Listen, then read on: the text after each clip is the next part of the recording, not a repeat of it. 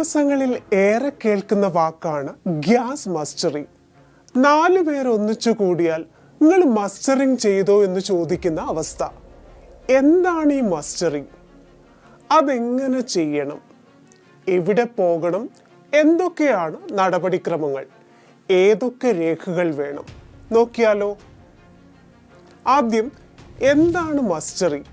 LPG കണക്ഷനുമായി നമ്മുടെ Aadhaar card ബന്ധിപ്പിക്കുന്ന പ്രക്രിയയാണ് ഇലക്ട്രോണിക് KYC അഥവാ മസ്റ്ററിംഗ്. ഇത് ഓൺലൈനായും ഓഫ്ലൈനായും ചെയ്യാം. മസ്റ്ററിംഗിന് എവിടെ ചെല്ലണം? ഗ്യാസ് ഏജൻസികളിൽ നേരിട്ടെത്തി ബയോമെട്രിക് പഞ്ചിങ്ങിലൂടെയാണ് വിവരങ്ങൾ രജിസ്റ്റർ ചെയ്യേണ്ടത്. പോകുമ്പോൾ ഇതെടുക്കാൻ മറക്കല്ലേ.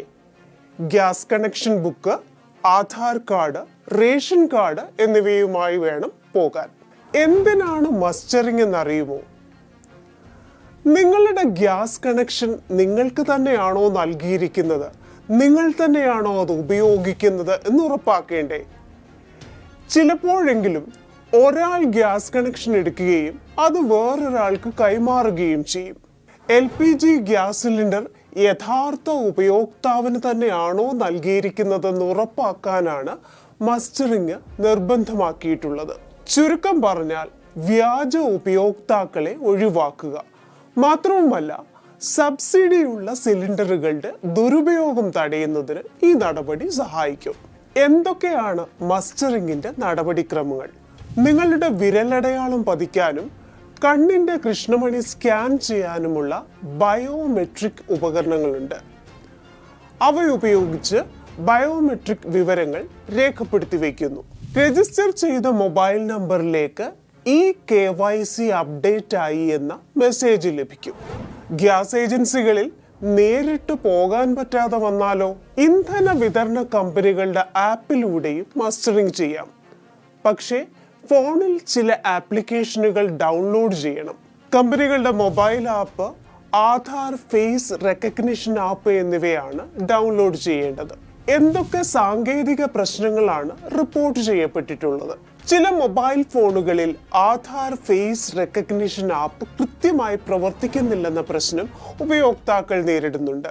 ചിലയിടങ്ങളിൽ സോഫ്റ്റ്വെയർ ഡൗൺ ആകുന്നതിനാൽ മസ്റ്ററിംഗ് നടക്കുന്നില്ലെന്നും ഉപയോക്താക്കൾ പരാതിപ്പെടുന്നുണ്ട്. മസ്റ്ററിംഗ് കൃത്യമായി പൂർത്തിയായെന്ന് എങ്ങനെ അറിയാം? മസ്റ്ററിംഗ് ശരിയായാണ് നടത്തിയിട്ടുള്ളതെങ്കിൽ ഉപയോക്താവിന് മൊബൈലിലേക്ക് ഒരു മെസ്സേജ് ലഭിക്കും. ഇനി ഉപയോക്താവ് വിദേശത്തോ മരിച്ചുപോയ വ്യക്തിയോ ആണെങ്കിൽ, ഇങ്ങനെയുള്ള കേസുകളിൽ ഗ്യാസ് കണക്ഷൻ റേഷൻ കാർഡിലെ മറ്റൊരാളുടെ പേരിലേക്ക് മാറ്റാനൊരു നിർദ്ദേശമാണ് നൽകിയിരിക്കുന്നത്. മസ്റ്ററിംഗിന് സമയപരിധിയുണ്ടോ?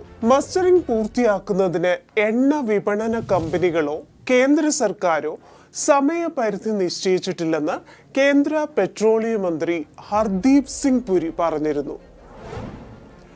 എന്നാലും വെച്ച് താമസിപ്പിക്കേണ്ട. പിന്നീട് ചിലപ്പോൾ കേന്ദ്ര സർക്കാർ മസ്റ്ററിംഗിന് സമയപരിധി വെക്കാൻ സാധ്യതയുണ്ട്.